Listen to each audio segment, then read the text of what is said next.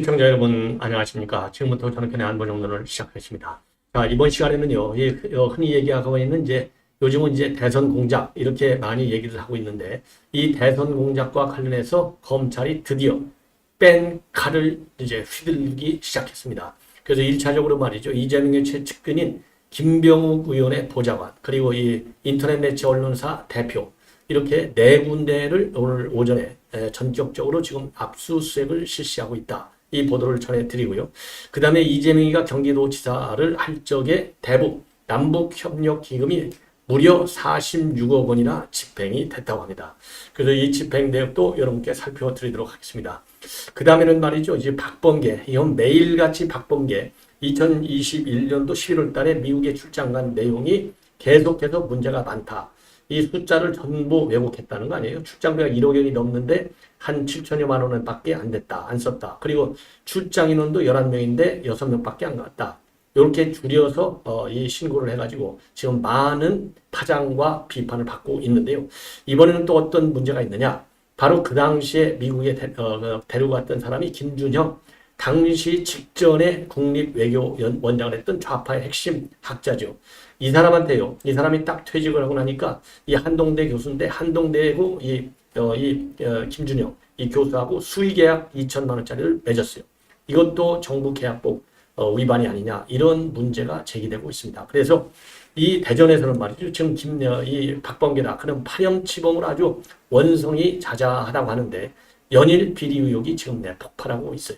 관련 내용 전해드리겠고, 나머지는요, 지금 중동전과 관련해서 중요한 뉴스인데, 우선요, 지금 이스라엘의 2030 세대들이 어마어마하게 이번 하마스 공격을 계기로 충격을 느꼈다는 얘기가 지금 보도로 되고 있고, 그리고 미국의 핵 항모가 추가적으로 파견이 된다. 그리고요, 하마스의 이번에 기습 공격의 성공에는 여러 가지 원인이 있지만은 철저한 기만 전술 때문이고, 그 다음에 이스라엘의 정보 판단의 실패. 자, 그래서 이 하마스가 말이죠. 결국은 이스라엘의 큰 틀에서 보면은 햇볕 정책에 따르는 척 하면서 속으로는 철저하게 이 기습 납치 훈련을 하면서 이번 공격을 한 2년에 걸쳐서 치밀하게 준비해 오고 있었다. 이러한 이 보도가 나오고 있습니다. 그래서 하마스가 어떻게 이스라엘을 뚫었는지 심층 분석이 지금 외신과 우리 국내 언론에서 지금 제공되고 있어요. 그래서 이 내용을 여러분께 자세하게 하나씩 말씀을 드리겠는데요. 자, 우선요. 지금 검찰의 수사가 이제는 드디어 본격적으로 집행이 되고 있습니다. 자, 그래서 오늘 현재 그 압수수색이 진행되고 있는 데는요. 바로 민주당 이재명의 최측근 중에 하나인 김병욱 의원, 이 보좌관 최모 씨하고요. 그 다음에는 인터넷 온라인 매체인 리포액트, 이 허모 씨인데 이 두 사람의 사무실, 그리고 허재현 기자입니다. 이름 말씀드릴게요. 리포액트 언론사 사무실, 그리고 이 리포액트를 운영하고 있는 허재현 기자의 주거지와 사무실, 그 다음에 김병욱 의원의 보좌관 최모 씨 국회 사무실과 자택, 요 네 군데를 압수수색을 하고 있습니다. 그래서 지금 이 압수수색과 관련해서 지금 보도를 보면 말이죠. 이 김병욱의 보좌관 최 씨하고요. 리포액트 대표인 허재현 기자가 지난 작년 3월 1일 날 지금 의도적으로 말이죠. 지금 이 김만배하고 그다음에 신앙림이가 이 가짜 이 내용을 했지 않습니까? 몸통은 윤석열이야. 이러한 그 인터뷰를 해서 이게 3월 6일 날 처음 보도가 됐는데 JTBC에서는 이미 2월 21일하고 2월 28일 두 번씩이나 보도했어요. 그러다 보니까 이 인터넷 매체 리포 액트 여기에서 말이죠. 3월 1일 날 의도적으로 이러한 이 요지의 취 보도를 먼저 했어요. 그러니까 뉴스타파보다도 일주일이나 먼저 3월 6일이니까 3월 1일이니까 5일이나 먼저 이런 보도를 했습니다. 그래서 사실상 이 김만배하고 신앙님의 이 인터뷰 요게 정점에 이재명이 있다라고 뒷받침할 수 있는 중요 이유 중에 하나도 바로 요게 아니냐. 그래서 이 수사가 이제 본격화되는 국면의 초기 단계에 와 있다는 점을 말씀을 드립니다. 자, 그래서 이 사건은요. 윤 대통령에 대한 명예훼손 혐의로 해서 정보통신망법 위반으로 입건 조치를 해서 지금 조사를 진행 중에 있고요. 지금 검찰에서는 지난 9월 7일 날 이 대선 공작 요거를 특별히 수사하기 위해서 특별수사팀을 구성한 바 있어요. 자, 그래서 이거는 헌법상 민주주의 근간인 선거제도를 농단한 중대 사건이다. 그래서 신속하고 엄정하게 수사해서 전모를 밝히겠다. 이런 입장을 내놨는데요. 지난 이게 9월 7일이고 오늘 이제 10월 10일이니까 한 달 만에 이제는 칼이 집행이 되는 그런 단계로 진입하고 있다는 점을 말씀을 드립니다. 예. 자, 그래서 검찰 이번 사건 정말 제대로 수사해야 될 것이 아닌가 이렇게 판단이 됩니다. 자, 이번에는 말이죠. 이거는 이 국민의힘의 정우택 국회 부의장이죠. 경기도로부터 제출받은 자료. 이걸 보면은요. 이재명이가 경기도지사하던 시절이죠. 2018년부터 2020년도까지 대북 사업으로 북한 지원을 위해서 지금 이제 책정돼서 집행된 예산이 무려 46억 9,740만 원. 그러니까 47억 원에 상당하는 것으로 지금 밝혀지고 있습니다. 그래서 18, 19, 20년까지 3년간에 걸쳐서 말이죠. 7개 대북 사업 8건을 지금 집행을 했어요. 8건. 7개 대북 사업에 8건이 되는데요. 자, 2020년도에는요. 이 아프리카 돼지열병과 같은 가축 전염병 이 방역 사업에 1억 9,500만 원. 그리고 이 코로나 남북 공동 예방 협력 사업에 10억 9,600만 원. 그리고 인도적 의료 설비 지원이 8억 7,800만 원. 그래서 2020년대는요. 이 세 개 사업에 21억 6,900만 원을 지원했어요. 그리고 2019년대는요. 결핵 환자 치료 지원에 4억 9,500만 원. 그리고 북한 어린이 영양식 지원 사업에 9억 9,300만 원. 그리고 묘목 지원 사업에 4억 9,500만 원. 그래서 2019년도에는 세 개 사업에 19억 8,300만 원의 남북교류협력기금을 집행했습니다. 그리고 2018년도에는요. 결핵 환자 치료 지원에 4억 9,900만 원. 그리고 산림봉을 위한 양묘장 지원에 4,640만 원과 같은 두 개의 사업에 5억 4,540만 원을 지출을 했습니다. 그러니까요. 이 얘기는 2018년도 자기가 도지사가 되자마자 남북협력기금을 아주 쓰려고 작심한 거예요. 근데 이제 남북협력기금을 쓰려면 경기도 의회의 말하자면 심의를 거쳐야 되잖아요. 그러니까 이게 수월치 않으니까 아예 쌍방울 하고 아태역, 안부수 요 이 단체와 이 기업을 통해서 집중적으로 대북 관리해 놨은 것이 아니냐. 이런 지금 이제 이 판단이 내려질 수 있는 겁니다. 예, 그런데요. 지금 이제 경기도가 이렇게 지원한 금액 중에 지금 2019년도 아태협에 지원한 이 예산, 그러니까 북한 묘목 지원하고 어린이 영양 지원. 이것은요. 즉 안부수가 한 7억 6천만 원을 횡령한 걸로 돼 있는데 요거를 환수 중에 있어요. 그리고 코로나 예방 협력 사업도 북한에는 실질적으로 지원을 하지 않았어요. 2020년도 사업인데 요 보조금도 1억 7,100만 원. 요것도 지금 환수를 추진 중에 있다고 합니다. 46억, 총 46억 집행한 가운데 그러니까요. 한 9억 3천만 원을 지금 환수 중에 있어요. 근데 지금 참고적으로 말이죠. 김동연이가 지금 경기지사를 하고 있는데 현 경기도의 남북교류협력기금은 어마어마합니다. 450억 원에 상당하는 걸로 지금 알려지고 있습니다. 그래서 이 김동연이도 제대로 이 교류협력기금을 집행하는지 철저한 모니터가 필요한 것이 아니냐 이렇게 판단할 수 있을 것 같습니다. 자, 이번에는요. 이 김준형과 관련된 뉴스를 말씀을 드리겠는데 자, 이 김준형 이 주진우 라이브에 출연한 모습이죠. KBS 1라디오. 자, 그런 것처럼 이 김준형이라고 하는 이 사람은 말이죠. 아주 좌파 학자 중에 아주 우두머리에 속해요. 예. 그러니까 국립외교원장 있잖아요. 또 좌파 학자 중에 또 우두머리에 속하는 사람이 또 누굽니까? 바로 홍현익. 그러니까 김준혁이 뒤를 이은 사람이 바로 홍현익이에요.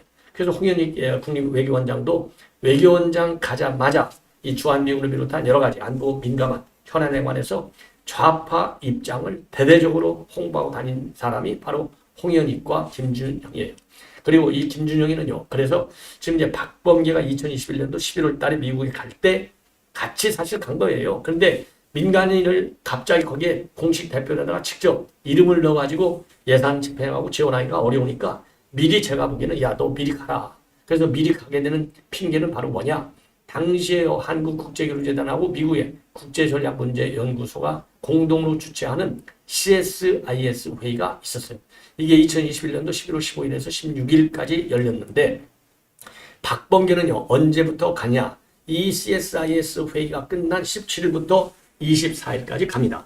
그러니까 이제 미리 이제 가 있은 거죠. 미리 가 있어가지고 왜냐하면 이 김준영 교수가 조지 워싱턴대 출신이니까 조지 워싱턴대 특강할 때 이제 자문을 받아갖고 이 자문비 106만 원 정도를 자문비로 집행을 주었다는 거 아니겠어요? 그래서 이게 논란이 되고 있고, 액수는 뭐 크지 않지만 학자들한테 106만 원 이건 돈입니다. 그래서 일비약 29만 원, 식비 77만 원, 그래서 106만 원을 집행해서 이게 문제가 되고 있습니다. 뭐 국민 혈세를 쓴 거 아니에요? 예, 공식 대표단도 아닌데. 자, 그래서 이게 문제가 됐고, 지금 문제가 되는 것은 또 뭐냐? 이 김준영이한테 말이죠. 용역비를 줬어요. 이 수의계약 용역 2천만 원짜리 줬어요. 자, 학자한테 2천만 원짜리 수의계약으로 용역을 준다? 이거 굉장히 큰 돈입니다. 그러니까 이 김준영이가 말이죠. 3년 임기를 마치고 2021년도 9월 달에, 8월 달에 국립외교원장을 그만둬요. 그리고서 다 자기가 본래 재직하고 있던 이 한동대 교수로 다시 2021년도 9월에 복직을 합니다. 9월에 복직을 하고 나서 10월 달에는 뭘 하느냐? 아주 좌파에 아주 요긴하게 쓰이죠. 10월 달에는요, 이재명이 캠프에 들어가서 평화외교안보특별위원회 위원장직을 역임해요. 그러다가 11월에 박범기가 미국에 가니까 이제 따라가는 거죠. 예. 그래서 이게 사고가 나는 거예요. 자문비 집행했죠. 9월 달에 이 용역비 2천만 원을 그냥 거저 먹었죠. 이거 박범기하고 다 좌파학자고 박범기도 또 써먹어야 되고. 그리고 이제 문재인 정권에서 외교원장까지 시켰으니까 좌파 중에서 나름대로 네트워크가 상당한 인물 아니겠어요? 그러니까 이 용역비도 주고 미국에까지 데려가고. 그래서 이제 용역비 준 거는 수의계약을 지가 잘 알으니까 준 건데 자기하고 개인적인 이 관계 때문에 받은 게 아니다. 이렇게 가는데 이거 다른 학자들이 들으면요. 이거 열받아서 욕 나와요. 모르는데 김준영이니까 준 거지. 박범기가 왜 좋겠어요. 한동대학에. 서울에 있는 유수 대학들이 얼마나 많고 김준영보다 100배만 배 훌륭한 전문가들이 얼마나 많은데 김준영 같은 그런 삼류학자, 좌파학자한테 박범계의 개인적 사적 관계가 아니면 어떻게 2천만 원짜리를 수의계약으로 줄 수 있겠느냐. 이것도 김준영이가 거짓말하는 거예요. 그리고 나서는 이제 김준영이가 계속해서 윤석열 대통령의 외교안보 정책을 계속 비판하는 아주 스피커 역할을 지금도 하고 있는 거예요. 그래서 지난 9월 8일 날도 KBS 1라디오 지금 이제 모두에 여기 나와 있는 대로 여기에 나와서 그야말로 윤석열 대통령을 비판하잖아요. 그리고 이제 맨스필드 재단에 박범계가 갈 때 맨스필드 재단에 갈 때 또 옆에 끼어서 가는 겁니다. 요렇게 해서 이 좌파 지금 이제 이 민주당 구 여권이지 현 야권에는 브레인을 지금 써먹고 있는 거예요. 이게 김준영이를 키워주는 거죠. 그래서 만약에 자기네 같이 그러면 김준영이 청와대 안보실장, 그러니까 대통령, 그때는 청와대로 다시 돌아갈 거예요. 틀림없이. 안보실장도 할 것이고, 외교장관도 할 수 있고, 주미대사도 할 수 있고, 온갖 요긴한 자리를 꿰찰 겁니다. 예. 그래서 지금 이 지금 이 김준영이는 KBS 1라디오 나와서 윤 대통령, 이번에 이제 한중일 대신에 한일중 얘기를 했지 않습니까? 순서를. 이거는 외교의 기본도 모른다. 이렇게 비판하고 있고. 그리고 이제 14선은 지금 이제 16주년 기념 평화특강에서 지금 세계는 중국에 중독되어 있고 벗어날 수 없다. 중국은 모든 제품을 생산할 수 있는 나라고 중국의 세계 전략은 새로운 실크로드, 과거 중국을 부활하는 것이다. 아주 친중 예찬론을 피고 있는 겁니다. 예, 이런 사람이에요. 그래서 지금 박범기가 1차적으로는요. 출장을 갔다 왔는데 예산을 1억 700만 원 썼는데 제일 처음에 법무부에 보고한 것은 한 6천만 원 썼다. 그러다가 국회에 보고한 것은 또 7천만 원 썼다. 그러다가 이제 자문비도 집행해서 안 됐는데 집행했다. 이번에는 이제 김준현한테 아예 2천만 원짜리 수의 계약을 통해서 어마어마한 용역을 줬다. 그리고 지금 이 김준영이는 민주 좌파의 진영의 이 브레인으로 아주 뭐라고 그럴까요? 여론전에 지금 몰두하고 있다. 이러한 지금 문제가 되고 있는 겁니다. 자, 이번에는 말이죠. 이제는 지금 이제 중동전으로 넘어가도록 하겠습니다. 우선요, 미국이 최근에요, 핵 항모를 지금 하나 보낸 걸로 돼 있잖아요. 미국이 보낸 핵 항모가 제럴드 포드호가 되겠습니다. 지금 현재로서는 미국이 가지고 있는 최대 규모의 핵 항모를 지금 미국이 이스라엘에 급파를 했어요. 그래서 지금 이스라엘 코앞인 동지중해에 10일 날, 그러니까 어제 도착이 됐습니다. 그런데 이 핵 항모 말고서요, 아이젠하워호를 지금 다시 추가 파견한 방안을 검토 중에 있다. 그런데 지금 보도에 따르면은요, 월스트리트 저널 보도에 따르면은 이미 중동에 보내기로 몇 달 전부터 예정되어 있어서 앞으로 2주 후에는 중동에 도착할 예정인데, 문제는 그러면 이제 포드 전단은 지금 어제 도착을 했는데 이 아이젠하워가 들어가면 포드 전단이 빠지는 건지, 아니면 둘이 두 개의 항모가 동시에 이스라엘 인근 해역에서 무력 시위를 하고 있는 것인지 하게 될 것인지, 이게 관점인데요. 과거에 2020년도 이락에서 미군 기지 캠프 타지를 갖다가 그 공격을 했을 때 미군 2명하고 영국군 1명이 숨졌어요. 이때는 항모 전단 2개를 동시 배치한 적이 있습니다. 그래서 이번에 미국이 핵 항모를 이렇게 급파하는 것은 이스라엘을 지원하는 점도 있고, 또 다른 이슬람 계열의 테러 단체가 추가적으로 이번 하마스와 이스라엘 간의 전투행위에 개입한다든가, 아니면은 이란 같은 나라가 또 테러 세력을 대리해서 본격적으로 참전한다든가, 이런 거를 막기 위해서 핵 항모를 파견하고 있다. 더군다나 이제 지상군 파견하지는 않겠다고 되어 있지 않습니까? 그래서 핵 항모도 파견하고, 미국은 이스라엘의 지원 차원에서 말이죠, 인질구출 전문가하고 특수 작전 부대를 파견했다고 합니다. 자, 그래서 미국의 이스라엘에 대한 지원이 이제 본격화되고 있는 것이고요. 자, 이번에는 말이죠, 지금 이 하마스의 공격이 이번에 절대적으로 성공한 거 아니겠습니까? 그래서 공격에 성공하게 된 하마스의 전략이 뭐냐? 요게 이제 언론의 집중 취재 대상이 되고 있는데, 요거를 여러분께 조금 자세하게 제가 이제 설명을 좀 해드리도록 하겠습니다. 자세하게 좀 설명을 해드리도록 했는데요. 뭐 제 얼굴 나오지 않아도 뭐 여러분들 뭐 제 얼굴을 보시지 않고 뭐 이 중요한 것은 이 내용을 파악하는 거가 제일 중요한 것 아니겠습니까? 자, 그래서 요 내용을 제가 여러분께요, 조금 자세하게 여러분께 이제 설명을 좀 해드리도록 하겠습니다. 자, 요거를 보면은요, 지금 이게 너무 이게 커가지고 글씨가 좀 잘 안 보이나요? 제가 조금 그러면 조정을 좀 하도록 하겠습니다. 여러분들이, 자, 요 정도면 글씨가 좀 보일 것 같아요. 그래서 우선 4가지 정도가 하마스, 그러니까 하마스가 어떻게 해서 모사드를 정보망을 뚫었느냐, 이게 이제 관심사 아니겠습니까? 그래서 첫째는 통신체계가 제일 중요하잖아요. 그래서 도감청, 이게 굉장히 중요한 정보 수단이 되는 거예요. 통신을 무력화시켰어요. 이 통신 무력화시키기 위해서 국경에 있는 말이죠, 에레즈 건물소를 맨 먼저 타격을 가하는 겁니다. 국경에 있는 건물소를 타격을 하니까 통신 상태가 마비되잖아요. 그래서 최첨단 카메라, 그 다음에 동작인식 스캐너, 그 다음에 군용 통신 시설, 이런 디지털 장비가 말이죠, 이 건물소에 빡빡하게 설쳐 있는데, 이 에레즈 건물소에 설치된 이 최첨단 통신 시설을 선제 타격해서 통신망을 완전히 무력화시켰다. 이게 1차적인 이 작전이고요.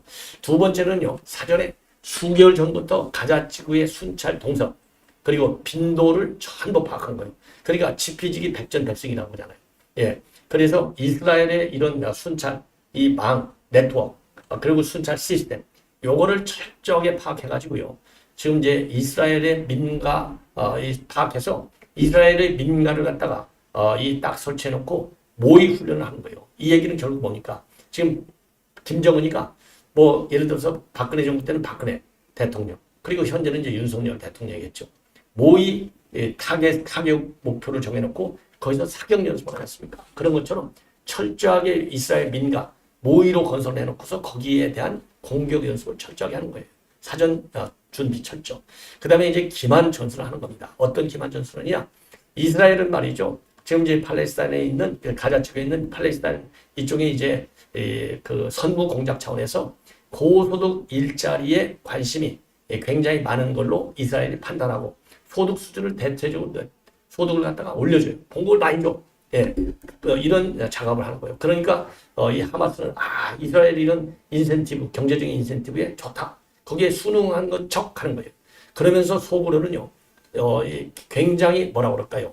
이 기만 전술을 피는 겁니다. 그렇게 해서. 그래서 속으로는 앞에서 얘기한 대로 이런 모의 공격 연습을 철저하게 수개월간 하는 겁니다. 그래서 이스라엘에서는 하마스 우리 작전에 넘어가네, 역시 돈을 많이 주니까 조용하구만, 공격하는 의사는 없겠구만, 요렇게 이스라엘이 무방비 상태로 빠지게 만드는 겁니다. 그 다음에 이제 마지막으로 하나는 뭐냐? 속도전입니다. 속도전. 그래서 이 속도전을 해요. 예, 그래서 지도부에도 보안 유지를 철저히 하고 포격, 공중, 장벽 파괴, 육상 돌격 요 네 분야로 나눠서 동시에 타격을 가는 겁니다. 자, 그래서 전방 속도전을 하고 기만 전술, 그 다음에 사전 철저한 훈련, 연습, 그 다음에 통신체계의 무력화 이 네 개의 작전으로 이번 이 공격을 성공적으로 끌고 있다. 이렇게 이제 정리를 할 수 있고요. 자, 그러다 보니까 지금 이제 이스라엘에서 지금 이 젊은이들이 2030 세대가 어마어마하게 충격에 빠졌다. 이런 보도가 나오고 있어요. 왜 충격에 빠졌느냐? 부모 세대들이 나라가 숙대받던 상황을 굉장히 걱정을 했는데 이번에 보니까 지금 하마스가 말이죠. 민간인들의 살상 그리고 인질로 지금 납치해가는 거. 그래서 아주 끔찍한 인질 납치하고 이 포격 그리고 특히 중소도시에까지 그러니까 이스라엘 수도인 텔아비브는 물론이고 주변 도시에 대한 공격이 굉장히 강하다는 거예요. 그리고 특히 중소도시, 대도시가 아니라 중소도시예요. 왜냐하면 수도권을 우선적으로 이제 방어하지 않습니까? 당연히 어느 나라든지.